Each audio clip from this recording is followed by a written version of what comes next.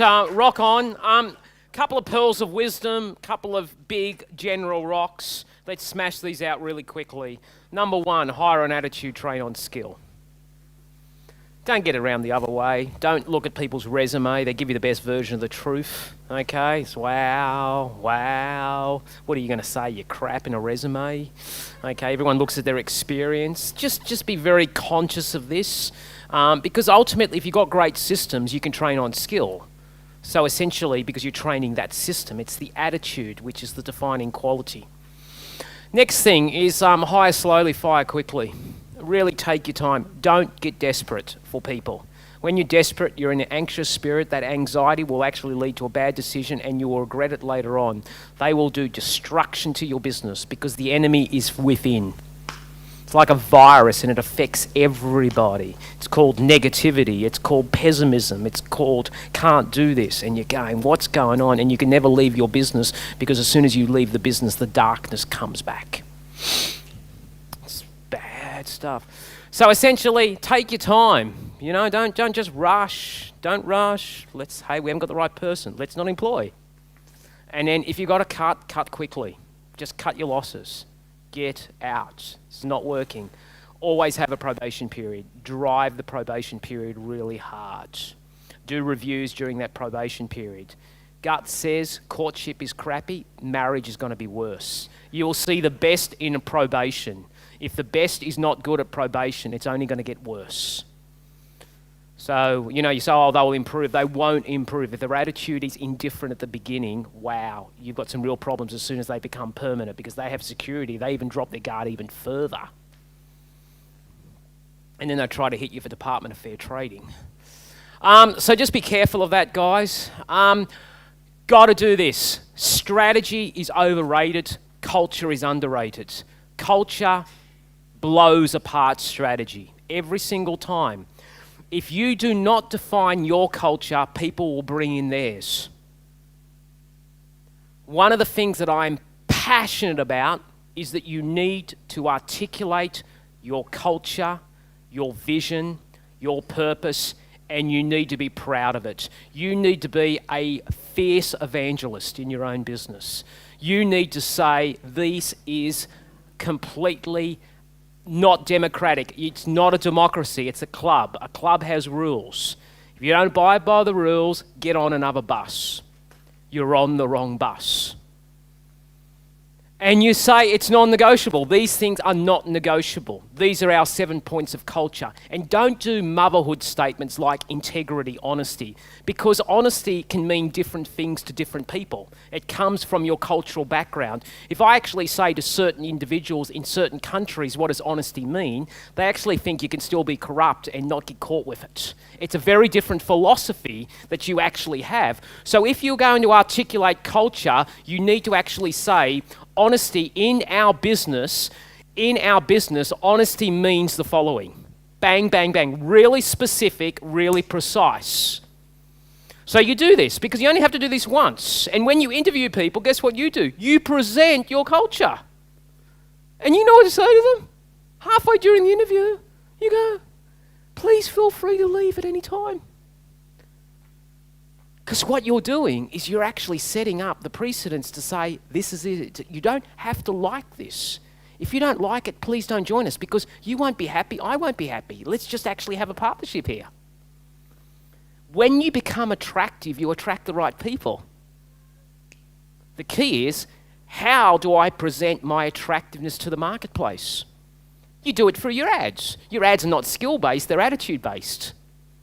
Suddenly you go, a guy rings up and says, oh, I've been looking for you all of my life because you've attracted him because you've become attractive.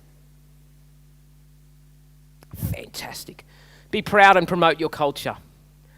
Owners need to be cultural communicators, but the owner has to protect the culture. If there is any attempt to actually change the culture, you need to go back into the business and stop it. You need to rip it out. Many organisations classically are founded by people who have great culture. Their vision is beyond money. And guess what happens? They leave, and guess what happens next? the culture is actually ripped apart and destroyed. Classic example is HP. Hewlett-Packard was fundamentally based on a belief by two guys that wanted to change the world. Became incredibly successful, and guess what happened? The corporate people came in. And guess what the corporate people do? They look at share prices, they look at stocks, suddenly it becomes a very different animal. Steve Jobs, success of Steve Jobs was effectively he brought back the culture that was lost. Because what happened in Steve Jobs' case, he was kicked out because they said he is not an acceptable CEO. We need to get a corporate CEO called Scully. Came in there, tried to corporatize the entire business, and they lost their way. And you may remember Apple was on its death knees a number of years ago. I remember I was over at Harvey Norman. They wanted to sell to us. You know what I said to them in my stupidity? You'll be broken one year. Because at that stage, guess what they did? They went to open source. Open source meant that Motorola could actually, there were Mac clones. I don't know if you remember that. You could buy. And they brought out a product called the Newton, which was like this enormous failure. And they were on their knees. They didn't know which way they were going. What happened? Jobs went back in. What did he do? Culture was everything. Culture came before strategy. So be proud and promote your culture. Be unreasonable. Have it displayed everywhere. Every team meeting that you actually have, reinforce what is our culture. What does it mean? Really easy to performance manage people if you've got a great culture. Why? They just have to actually say, are you in line with that culture? Fantastic. Love it. Now, hopefully you can see this slide. Now, this is really important stuff. This is Maslow, hierarchy of needs, which have been a little bit changed. I'm just trying to add some variety here. Every single person that you ever have in your team needs to get its human needs. We have to get our human needs. If we don't get our human needs, we will actually find our human needs in other ways, but we must get our 4 human needs. These are the basic human needs that every single person has got, and you will shake the foundation of people if these needs are not met. And you will notice that periods of anxiety is when the basis of their human need, the highest human need, is not met.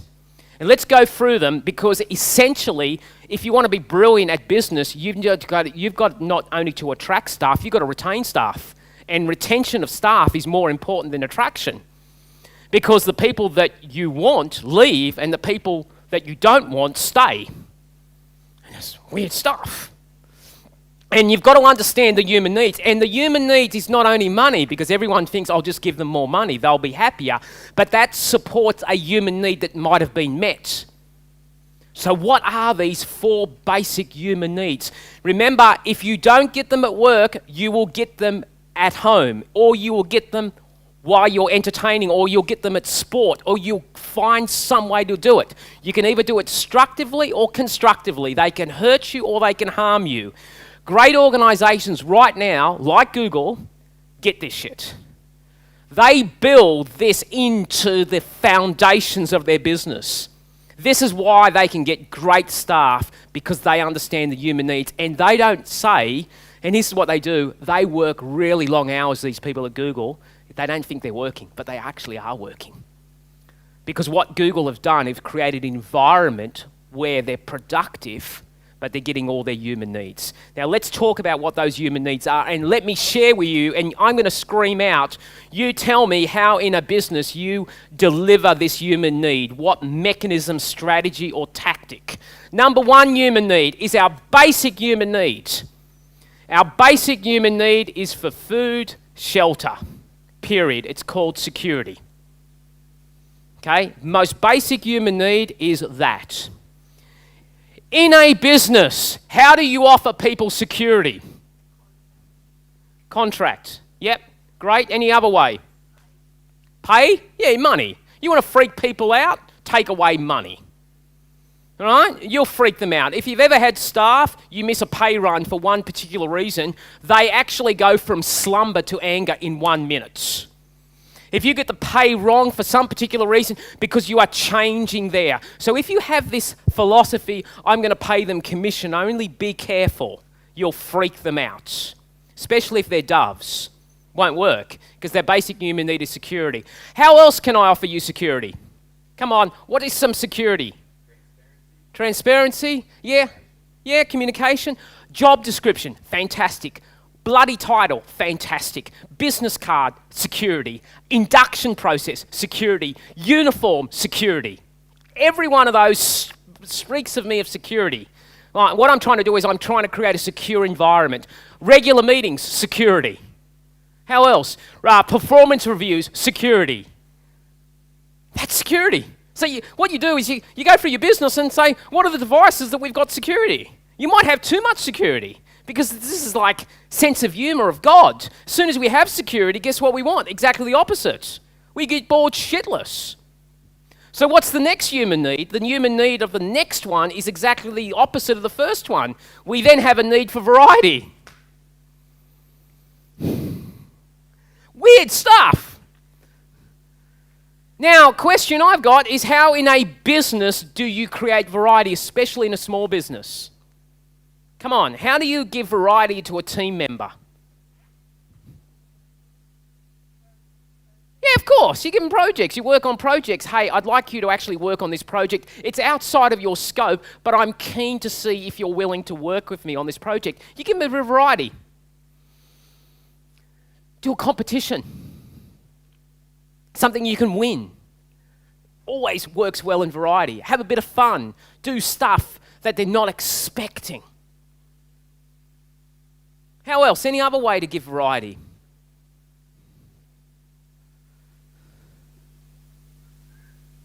Here's, next time you have an event like this, say, hey, come along with me. My shout. You've done a lot of work. Just give them the experience. This might be, I've been to a lot of seminars, but they've never been to one. They go, oh, wow. That's, take them out to see a supplier. Go on a trip with them, I don't know. So that's variety. Now the next human need is the need for significance. How do I give people significance? Yeah, praise. What else? Yeah, title. Give them a business card. Yeah, that's fantastic. Give them a car spot. Wow, you got a car spot. Wow.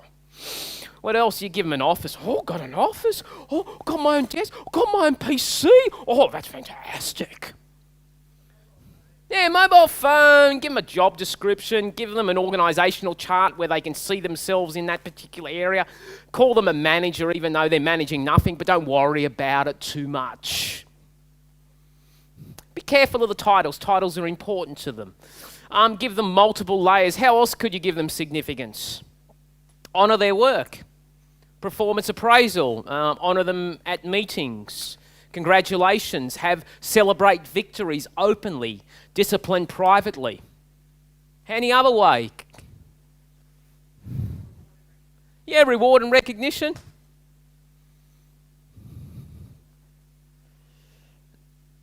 So what you've got to do is you've got to have these drivers operating all the time. You've got to actually have do we have these levers going? Next to the 4 human needs. Now these are the 4 basic human needs, and this is when we have our midlife crisis. Okay? Now the next human need is the need for connection. Really important. We are socially orientated animals. If I wanted to get you into depression, I create isolation. We don't do life well alone. If you've ever done it, and if you're a small business owner, the greatest concern that I have is that you need to get yourself involved, if you've come out of corporate, into a community where you are not isolated, because it's very easy if you are a sole entrepreneur to isolate yourself. I've been there. It's not a healthy place to be, because I need other people around me. And I was struggling probably for 1 year, because I had a successful business, but I was actually miserable. Why? I was lonely. You say it's really weird, you're a speaker. Yeah, but speakers in out.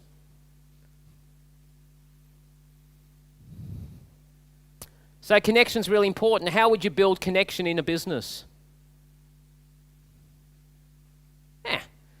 Do fun events with your team. Make it a permanent fixture that every 3 months we're actually going to have a social event. Just allow time for connection. Allow time for friendship. Allow time for that situation. Because realizing that if I don't get it from here, I will get it somewhere else. Now, they may not leave you, but they will get those human needs somewhere else. They're the 4 basic human needs.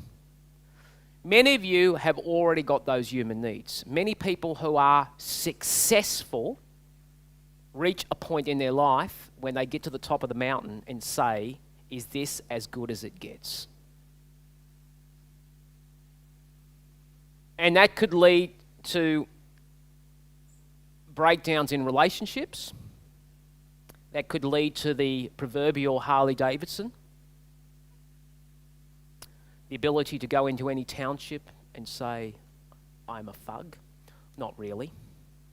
But essentially, those sort of scenarios. That happens in the midlife crisis.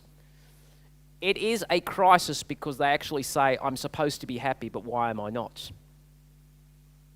These are the 2 higher human needs. Many of you are here because you need to get these human needs. And I actually call them significance. I think the first 4 are success. I think the last 2 are moving your life from success to significance. What are they? It's really weird. The next one is growth. You got to stay attached to the branch.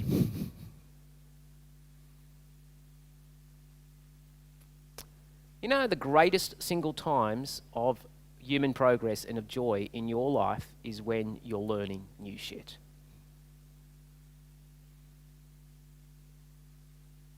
I know in my life it's not mastery. It's actually developing the mastery that brings me the greatest joy. As a business owner, you will probably need to reinvent yourself every 7 to 9 years.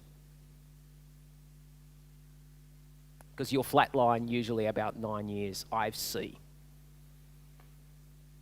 So growth is really important. Growth is important for your leaders. You need to grow them. And the highest human needs, they consider this the highest. All things being possible. This is when you see people give away their money. This is when you see philanthropy at that next level. This is when you see they create foundations. This is when you see they give back to others, not expecting anything back. Because what they're seeking is that they want to know that they've actually made a difference. And it's called legacy. And legacy is really easy. As a leader, it's the greatest joy. It's not telling people what to do. It's helping them to become great disciples.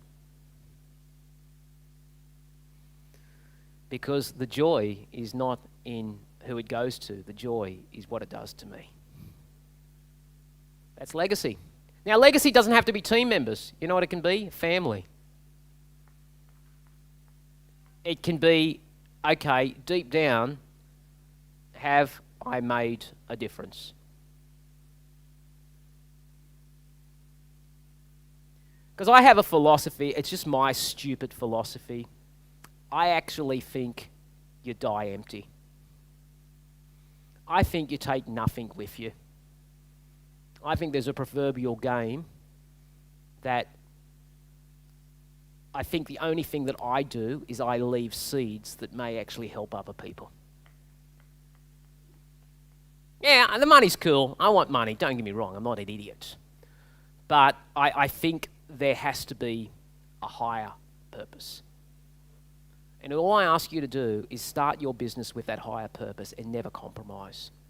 Because the enemy to most businesses is not adversity. It's success. They aim too low and they hit. Be an absolute world changer. Be a world beater. As Stephen Jobs said, make a dent in the world. But I can't. Oh, bullshit. But I'll never get there. Who gives a shit? Doesn't matter. That's what drives us. Okay, so I hope that sort of helps. Do you understand where that sort of goes? To me, what is brutally important is to cover these things first. These are in sequential. So if you can't do this without doing those things. So you've got to make sure, have we got enough security in our business? Yes, we do. Have we enough variety, Especially in small businesses, you need to offer that variety, because if not, they'll look somewhere else to get that variety. Or they'll get it through sport, or they'll go out and party, and they'll, party, and that will give them their variety fix. Significance. They may not get their significance at work, they could get it through sport, because sport actually allows them to become quite significant in certain areas. Connection, got to do that. Then, with those people that have reached that level, you need to actually take them here. They don't know they need that, because it's not realized at this stage. It's what drives so much of us. Okay, now, great exercise to do. We'll do this exercise right now in your booklet. You've got team members. You may do this for yourself too. In your booklet, there is a sheet called the Commitment Competency Staff Review. What I'd like you to do right now, including yourself, because you are a staff member, put down all of the people that work in your business, okay, or associated with your business, like accountants, if you've got an accountant, anyone that you're doing regular work with. Just put them down, as in their names. And before you tick the boxes, I'll frame this up so you actually understand exactly what I mean. Because we're going to go through these 4 team members, and hopefully you'll understand what you'll have to do with them. Once you've written all of them down, the question I've got is that in the first 2 boxes, the question is, are they committed or uncommitted? Now, commitment is not a skill thing, it's an attitude thing. Do they give a shit? Do they care? Are they just turning up to do a paycheck? Are they indifferent? So each one of your staff members tick one of those boxes, including yourself, because the issue might be myself. I'm actually not really committed to this business. I'm uncommitted. I'm not willing to burn the bridge. I'm not willing to go all in.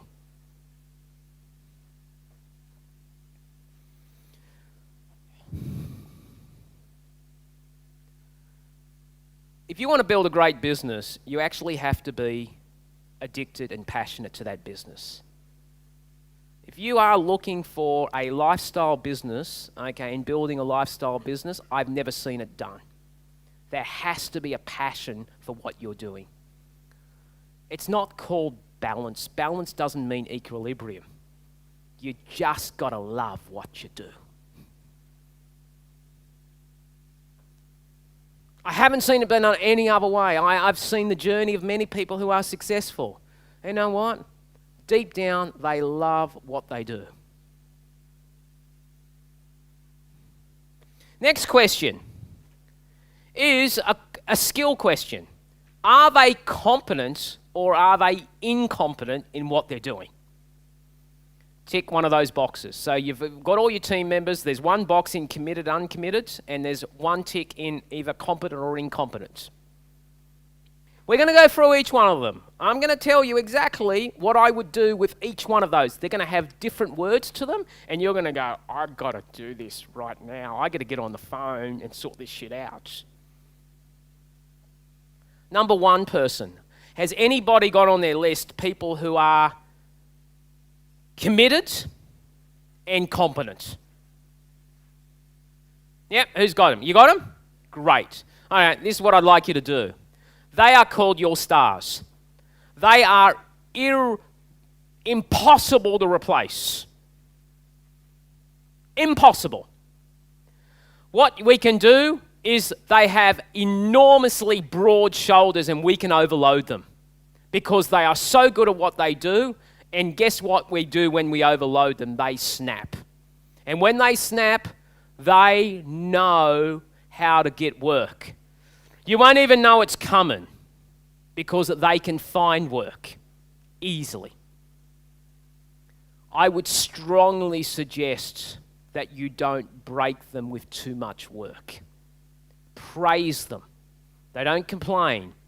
And sometimes we focus on the people that complain and we never praise the ones that need to be praised.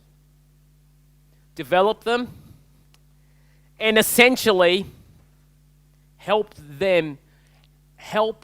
get them to help you to build the systems because they know the system.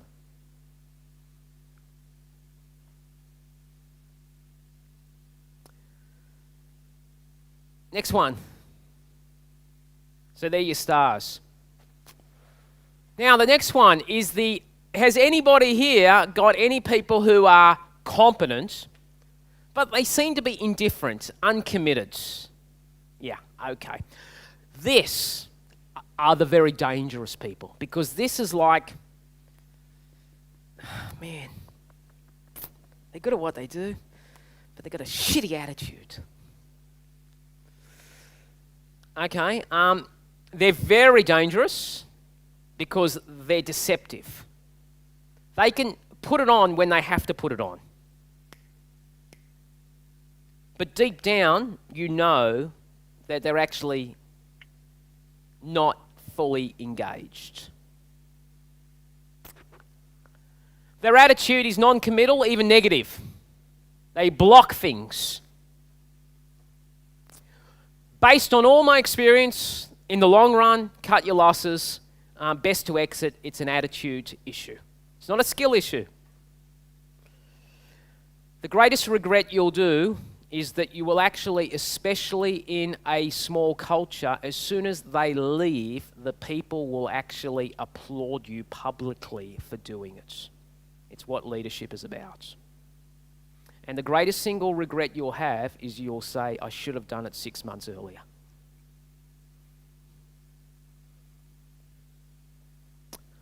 They're dangerous because they can hang around so long because you think, I need them. Don't have a system. That's why I need a system. Next one is the happy dog. Anybody got committed people but they're incompetent? It's really simple. This is just a training issue. All it is you just got to train the suckers. You know, they're happy dogs. They just want to know what to do. They're the apprentice, like, hey, mom, we got to train you. You've thrown them out into the lines and they're getting torn up and everything like that. They're losing their self-worth. They want to do the right thing. They just want to know what the right thing to do. Or you've promoted them past their level of competency. Train them or move them to another department that is not so high pressure for them. Good to have around. So some people have got that. Has anybody got the last one, which is uncommitted, incompetent? Anyone got anyone in there?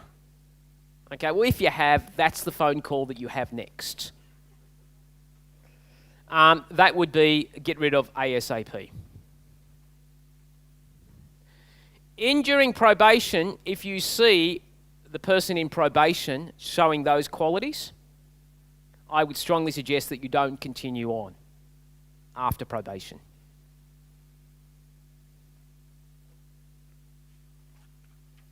Cool. Okay. Couple of other things just in your workbook, not to do now, but I just felt that it would be a useful exercise. If you go to, there's a checklist assessing potential lack of commitment by staff members. So you would do this potentially for each staff member, and you would ask these questions. Does the staff member have an up-to-date job description? Does the staff member have a complete understanding of the job? Has the staff member been shown? All of these sort of things, and you just sort of write that down to make sure that you're doing the right thing from a leader's perspective. Okay. Now, I wanted to share with you the characteristics of this, which I enjoy, the high-performance team. I wanted to share an observation with you that you need to use an analogy of the best team that I can describe for you is not a business team. I think the best team that you can model your business on is a sporting team. Because a lot of people play sport. It's very easy to communicate the principles of business using sport to anybody. I can teach a 15-year-old about sport. They've played sport. They understand. Your job is to communicate and make the complex things simple, not the simple things complex. And everyone participates in sport, or they like sport. And many of us go to great lengths where we're not paid. It's volunteer-based. And we put a lot of effort into sport. Number one, what's the objective of any sporting game? Win. Okay, so clearly evident to me that if your people don't know how to win the game, how can they play the game? So I have a responsibility, an inherent responsibility to actually show them that they're playing a game. Now, I play monthly games with my teams. I actually say every month is a new game. And every month we have a scorecard. And every month my job is to communicate weekly the progress updates on a quarterly basis, like a team says, how are we going, boss? And they love the shit. Because people like to know that they're winning. It's not a sense of money, it's a sense of accomplishment.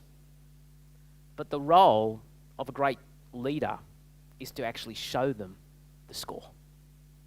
Not to hide it, to show them, to liberate yourself. Okay, now don't show them net profit. Don't show them ever how much money you make. That's freaky stuff. Because if you start making some real dollars, then they get the shits with you and get counterproductive.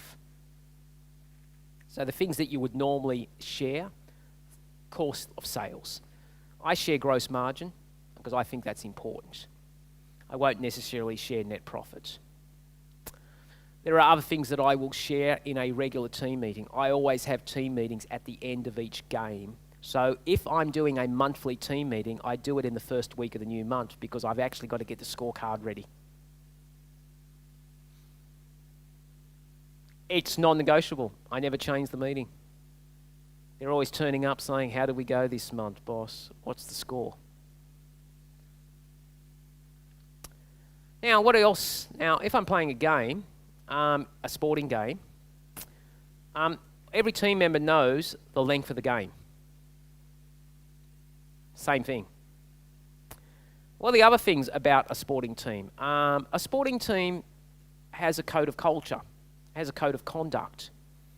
If you decide that you are playing sport, and let's say you are playing for the Illawarra Steelers, or whatever they are. Is it Steelers? Are they Steelers? St. George Dragons. Okay, sorry. And you were playing for them, and you decided that you wouldn't turn up to training. Would you potentially get fined? You would. Would the player normally blame the organisation or the sporting team or the coach for that fine?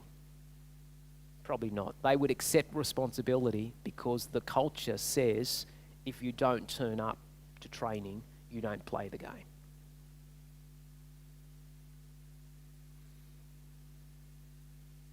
There are boundaries. You say, this is the way we play a game. These are non-negotiables. What does a good coach do? Does a coach play the game? The leader is the coach. Now, you could be captain, coach, player. That's where you start. Then you move to captain, coach, and then you move to coach. So you actually migrate yourself away. What does a good coach do? Yeah, game plan. shows them the rules of the game, tells them what they can and can't do, systems, but also recognises their talent and says, gee, Tony, you're a good left back. You should be playing left back. So they work with a talent pool that they've got and realise what their skill set is. They don't try to actually equip them in areas they're not good at. They just get them into their skill set and do it. What are they doing? The dove, eagle, peacock, owl stuff. They're putting them into the right positions. And here's the most spectacular thing that they do. The success of a team is based on the success of the individuals. Every sporting team keeps statistics of the actual players. Every professional sporting team would have personal statistics on each one of the individuals' performances. Their job is not to get them to compete against each other. Their job is to beat their personal best.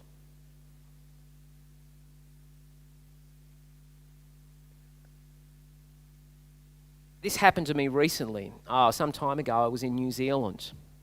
My wife's a pretty articulate individual, academic, number of degrees. And I rang her up because she said, well, you've got to speak to us because you'll be away for a couple of months. I ring up and I speak to Ellie, and Ellie says, Mum can't speak to you at the moment. And I said, why? She's on the Nintendo Wii. And I said, how long has she been on the Nintendo Wii? 3 hours. What is she trying to do? She's trying to beat her personal best. Oh my goodness. What a light bulb moment. Here I was telling to compete against others in a sales environment. It's all crap. I realise if you want to get the best out of people, don't compete against others, because if you've got a superstar, the person that is not a superstar thinks I can never get there and never tries. Just try to get them to beat their personal best.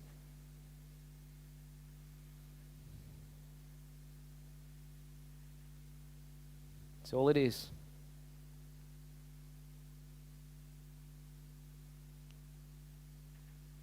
So what are these characteristics? What are these absolute pearls of wisdom that I need to have? Number one, you've got to have a common goal. You might want to write this stuff down. You've got to have a common goal. What? Our common goal is we want to win. You got to tell the accounts people how they win. You got to tell the customer service people how they win. They have to see the jigsaw puzzle. They have to see how their bit helps the players win the game. Everyone has a purpose in winning the game. They just win in different areas. This is where your KPIs come from, key performance indicators. What you measure, you manage. What you inspect, you improve. You cannot create a key performance indicator if you can't measure it. You cannot make it subjective. It must be objective. We want you to be friendly. Well, that's not a KPI. What is a KPI is that we send out a customer survey form to every customer and we have to exceed 82%. That I can measure. Number two, you got to have a winning culture. You got to be proud and loud.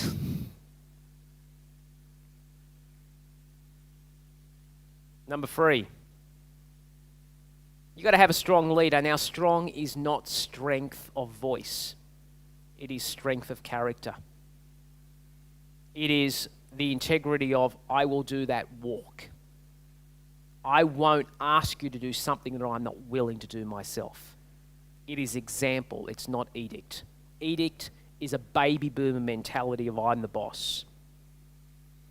You will not pull that off with a Gen Y or Gen X. Number four, you get 100% involvement. Imagine you're playing football for the St. George Dragons and you go up to the coach and you're about to run onto the field because it's grand final day. And you go up to the coach and say, Coach, I just want to tell you something, mate. I'm only going to give it 60% today. You reckon the coach would be like, yeah, let's go, just 60%, that's okay. You don't go into playing a sporting game without 100% involvement. You want people to be committed. And if you're not committed, piss off. It's just too hard. Number 5, you've got to support your stars. You don't create equality. Do not do a communist or socialist view of workplace. I've never seen it work. You must recognize who provides the value and support your stars. It's the 80-20 rule. 20% of your staff give you 80% of your value. Who are they? Let's support them. Number 6, flat salaries equals flat performance.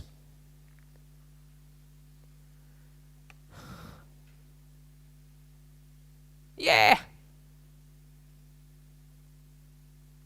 Now you can do it in every division. I've seen it done in production where they're based team bonuses. It's fantastic. So it's not just in sales. I've seen it in accounts departments based on days receivables driving down. Suddenly, people that are mediocre become menacing. Because why? There's something in it for them. You've got to be careful not to overdo it, but it's important to actually have a generous spirit for increases in performance. Not they expect it, but if they reach a certain level, I win, and I want to share some of that with you.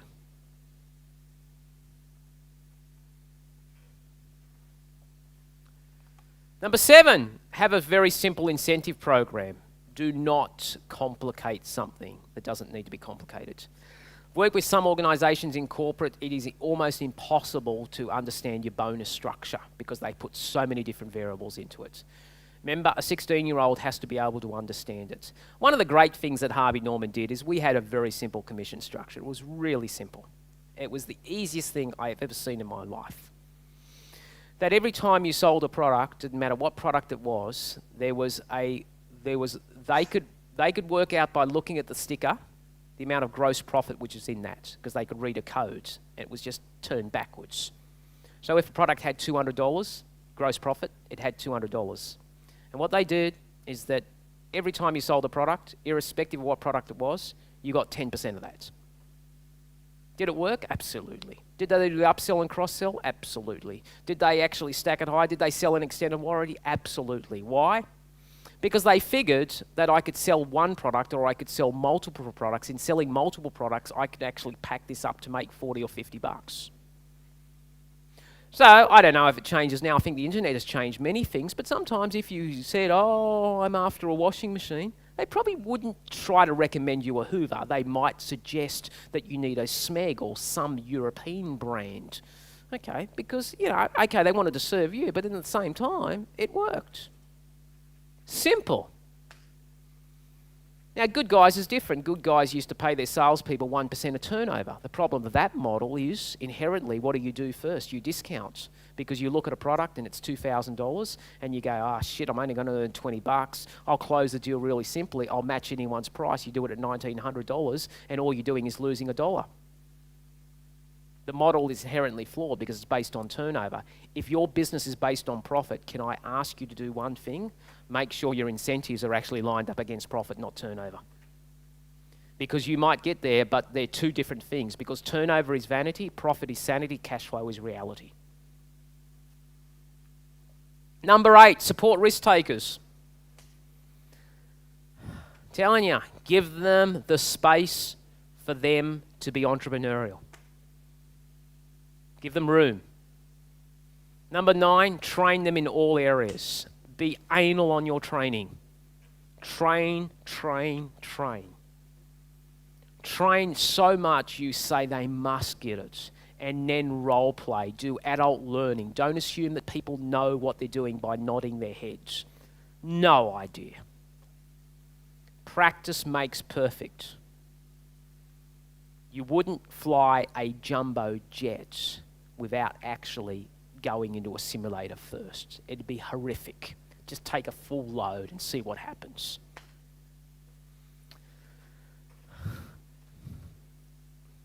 And understand the principle. Training is not a manual.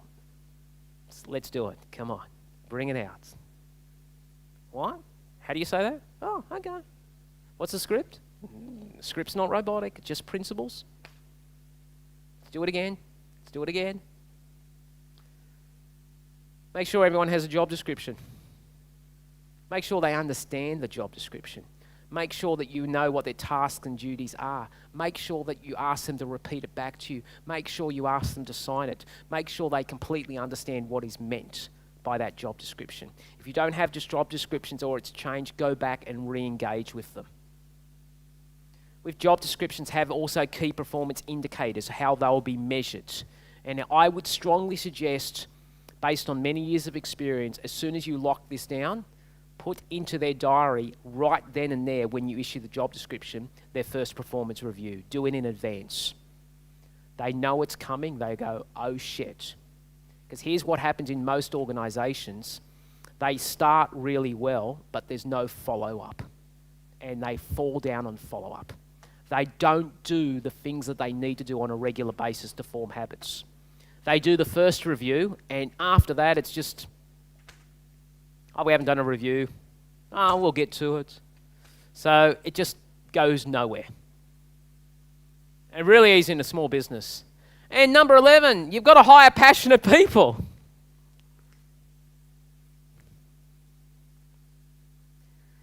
And last, but certainly not least, is that you've got to make your business, irrespective of size, it's got nothing to do with size. It's got everything to do with how do I make my business attractive. It's not about pay.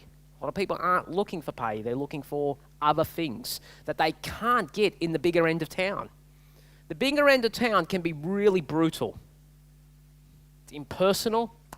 It can be very results driven. It loses its, connection. Let's not talk on that. Okay, now, I want you to sort of realize that how we react to change. Your business is about, in many ways, developing team members. And in this journey of retransforming your business, you're going to have to be brilliant at change management. Anytime that you introduce a new computer system, you're not introducing a computer system, you're introducing change management. You will get enormous amounts of kickback. I will absolutely tell you exactly what will happen if you don't go through this journey correctly, because people will always revert back to the old ways of doing things.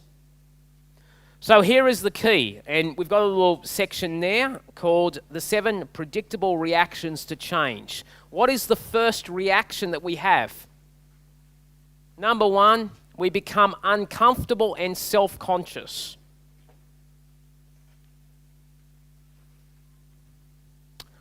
So that's the first reaction. I'm uncomfortable and self-conscious. I'm out of my comfort zone. Number 2 reaction to change is that they will think about what they have to give up. A la, more additional work, I have to stay back, this is going to be too difficult. Number 3, they will feel alone. That is a doozy. You've got to support them during this change management. If you need a help, let us know. Put up your hand. How's it all going? Sometimes they actually don't seek your help because there's pride and ego going.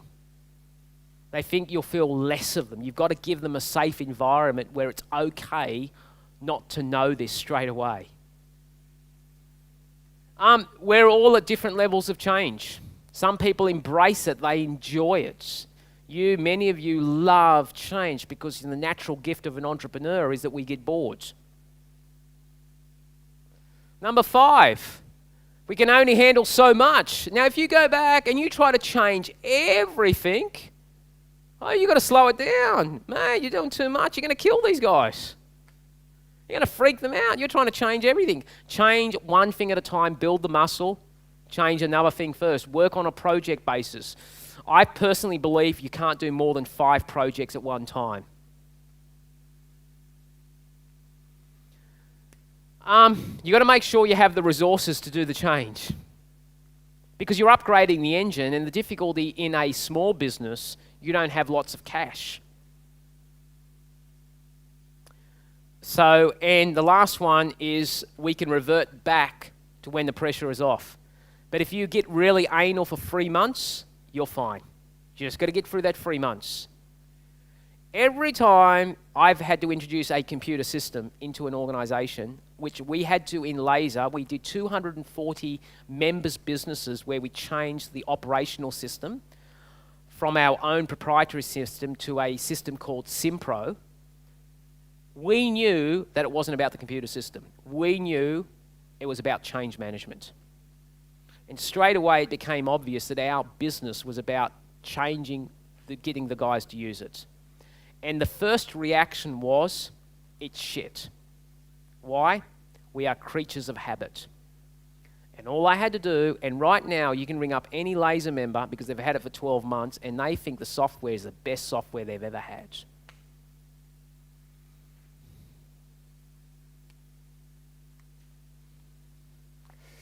Okay, now 5 steps to change, which is really simple. And this is, write this stuff down. This will be good stuff. I've already talked a little about this. Number 1 is awareness. When do I change? When I'm aware.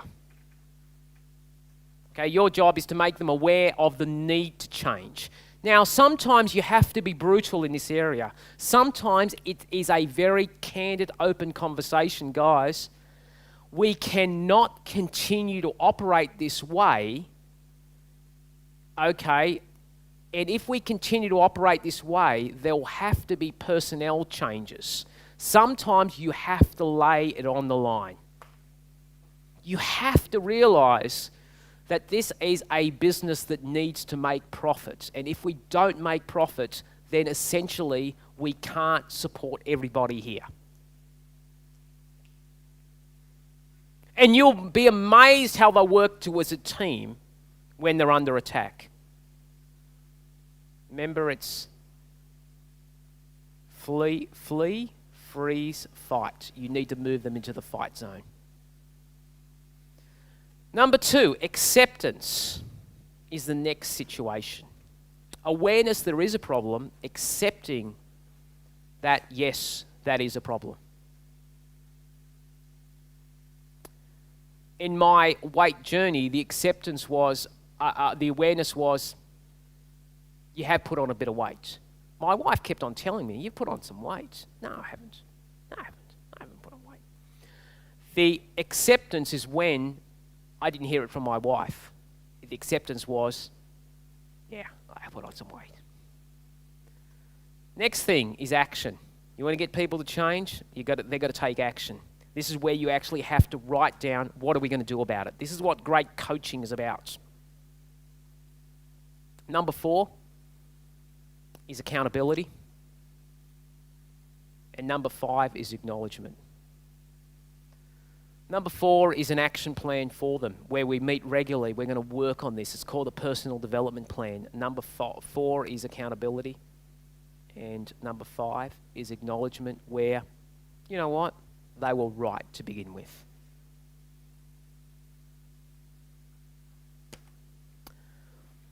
I hope that has helped you on the whole principles of team. I am a firm believer about performance-driven teams.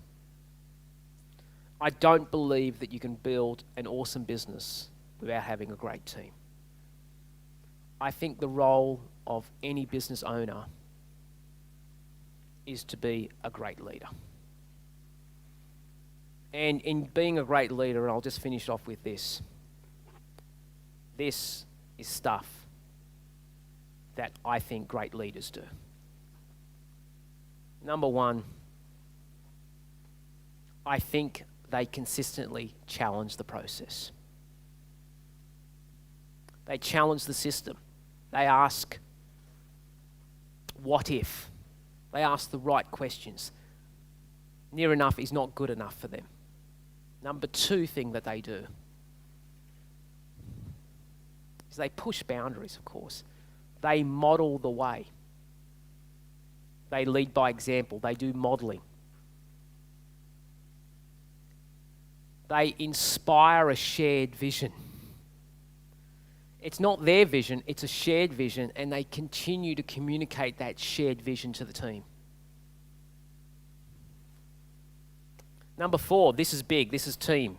They enable others to act. They enablers, they're great enablers. They train, they coach, they release. Train, coach, release. First principle of management when you start is you direct. 4 stages of management are really simple. The first thing you will normally do is direct. Direct is very controlling. It's necessary when you've got first team members. Many of us never actually get out of that. We always do that all the time. Next principle is that you move to a coaching modality. Next principle is after you've coached them, and coach them is, I'll work with you on it. I won't do it for you, but we'll coach you through it. Is you support them. Support them is the door's always open. If you need my help, just call out. Not so much coaching anymore. And the last level of management is you delegate. Here's what you could do. You do that for too long, you're always directing. Can't build it because I'm it. I'm always directing, I'm always directing, I'm always directing. Could be reasons why you're doing that. The other alternative is that you delegate too early. It's not delegation, it's called abdication.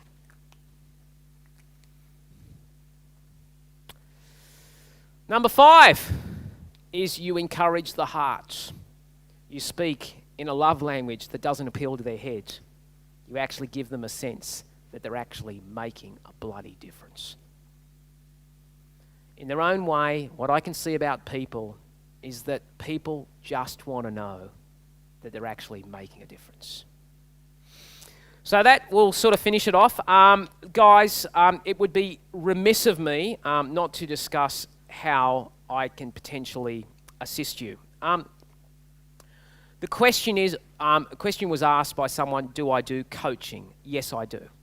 I don't do a lot of coaching because I don't have a lot of time, but I do coaching. My coaching is very deep. I do not do the motherhood statements of this is what you've actually got to do. I actually work with you in the business because I'm an eagle and I like getting my hands dirty. So that's how I get involved, and I get involved selectively, and I work not only with the owners, I actually work with the teams because I'm really good with people, and I get that, and I'm a trainer as opposed to a coach. So I have this combination thing going on where I can actually work with the owner, but I can actually work with the teams.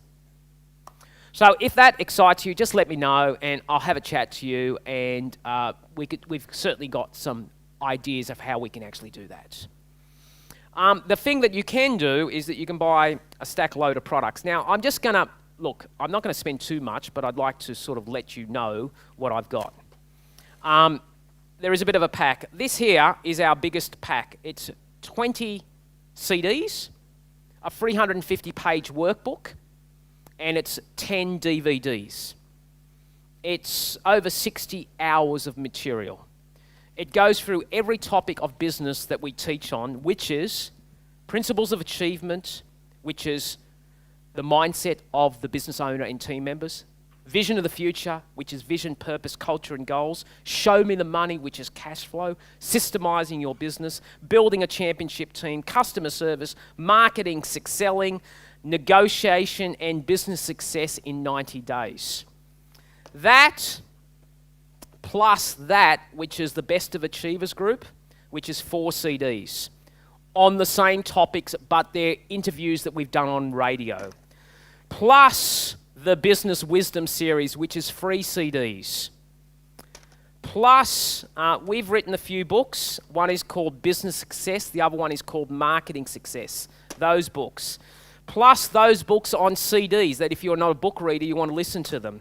Plus Peter Irvine's book, who works with me, called Your Business, Your Life. plus the 2 books that we're featured in, which is called Secrets of Top Sales Professionals Exposed, plus Marketing Experts Exposed. Look, if you were to look at our website, and please do, if you looked at all of those products, they would be $1,395. For you, my friend, if you want to purchase that absolutely free of charge from a freight perspective, you would be able to get all of that for today at $397 delivered to you. If that excites you, take one of those. It says $497. Just change it to $397. Give it back to me, and you'll get it shipped within 7 days and knock yourself out. As I finish, wanted to say thank you to Stephen for inviting me back once again. It really does remind me of a great little story that I like to share occasionally about a bloke. And this bloke, one day, he wanted to try to sort of change the world. And, and he did. He tried to change the world, and he realised, oh, my goodness me, isn't the world a big place? Isn't the world a big place? And he couldn't change the world. So he said, you know what I'm going to do? I'm going to try to change the country. And, he tried to change the country. He tried really hard, really, really hard. But every time he tried to change the country, crooked politicians thwarted his every effort. Then he said, I know what I'm going to do. I'm going to try to change my community. I'm going to change my neighbourhood. And every time he did that, it's like all his neighbours said, leave us alone, you madman. And then he said, I know what I'm going to do. I'm going to change my family. I'm going to get them to change. And he went to his wife, and his wife said, I'm going to divorce you. You've gone nuts. And his kids threatened to leave the house. And then one day, this man decided to change himself. And when he did that, he changed his world. Biggest lesson I can give you, success is an inside job.